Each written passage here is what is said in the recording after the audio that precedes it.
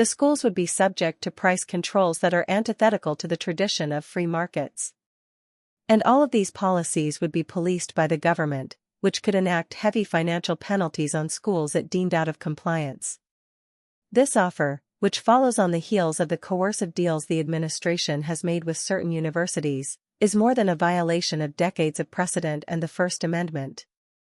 It is an affront to the bipartisan legislators who passed the legislation that made American higher education, and America itself, great in the 1940s through 60s. As such, the compact is a recipe for a pending 80 years of stunning success for U.S. higher education, which despite its flaws has produced a nation with the greatest educational, economic, technological, and geopolitical prowess that the world has ever seen.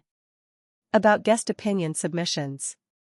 The Washington Post accepts opinion articles on any topic. We welcome submissions on local, national, and international issues.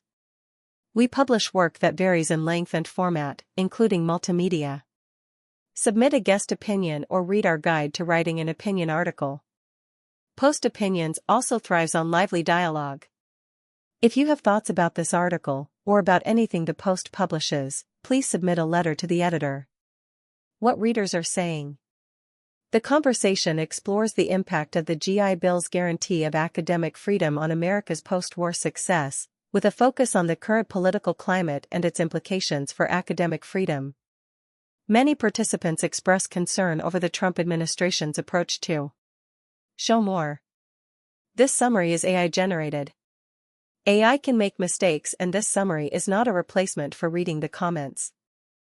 It did it again in the Higher Education Act of 1965, the legislative vehicle that later led to low-income student grants, including the Pell Grant, the protections of Title IX, and the federal commitment to helping institutions such as community colleges and historically black colleges and universities, which Trump has a track record of supporting. In the law, Congress reiterated the promise from the 1958 legislation word for word, under the heading Federal Control of Education Prohibited. And with this freedom, America's colleges and universities were able to pursue teaching and research that made them the envy of the world. They sustained the innovative science, technology, and international relations that enabled the United States to restrict the spread of Soviet influence and win the Cold War. Of course, with autonomy comes responsibility, and mistakes have been made. Over the decades, critics from the left and right have called out U.S. colleges and universities when they've done a poor job of stewarding academic freedom. In the worst instances, they have punished ideas and identities in ways that are antithetical to a free society. In the 1950s and 60s, this included purging gay faculty, policing suspected communists, and suppressing anti-war speech.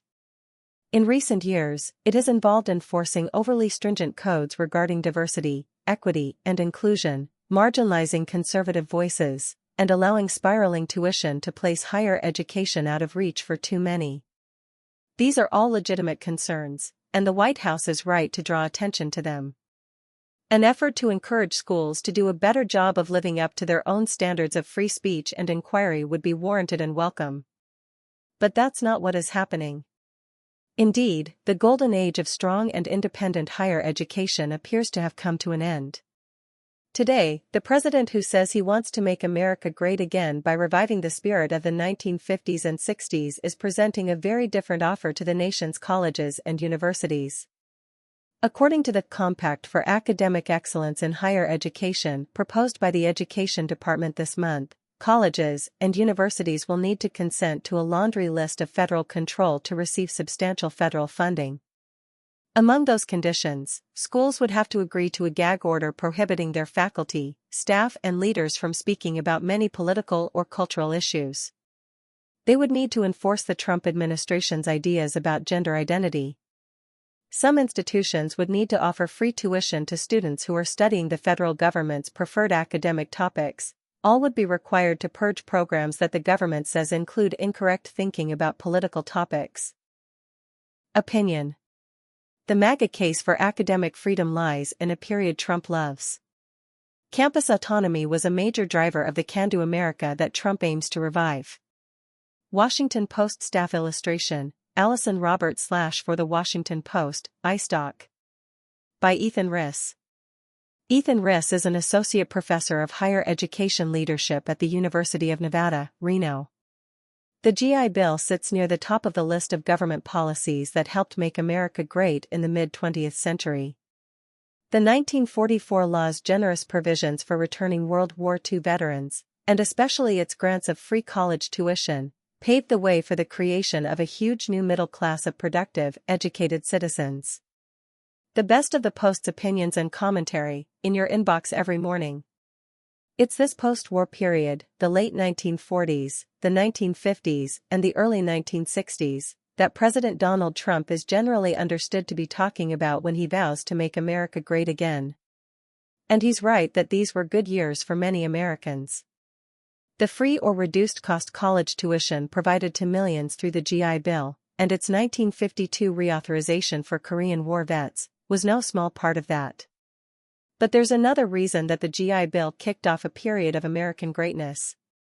You'll find it tucked into Title II, Chapter 4, where the law states, "No department, agency, or officer of the United States shall exercise any supervision or control whatsoever over any state educational agency, or state apprenticeship agency, or any educational or training institution."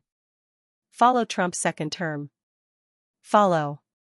In other words, the Congress that wrote the GI Bill and passed it unanimously made clear that its generous funding came with no strings attached. None whatsoever. This guarantee of academic freedom, which was not firmly established before World War II, became central to the American tradition. In the 1957 case Sweezy v. New Hampshire, Supreme Court Justice Felix Frankfurter, notoriously skeptical of civil liberties, nevertheless declared the dependence of a free society on free universities and outlined the 4 essential freedoms of a university, to determine for itself on academic grounds who may teach, what may be taught, how it shall be taught, and who may be admitted to study. From there, the federal government continuously committed to this project as it offered generous funding to higher education, for example in the 1958 National Defense Education Act, which rushed subsidies to colleges and universities after the surprise launch of the Soviet satellite Sputnik. This time, Congress was even more forthright about attaching no strings, stating on the first page of the law, "Nothing contained in this act shall be construed to authorize any department, agency, officer, or employee of the United States to exercise any direction, supervision, or control over the curriculum, program of instruction, administration, or personnel of any educational institution."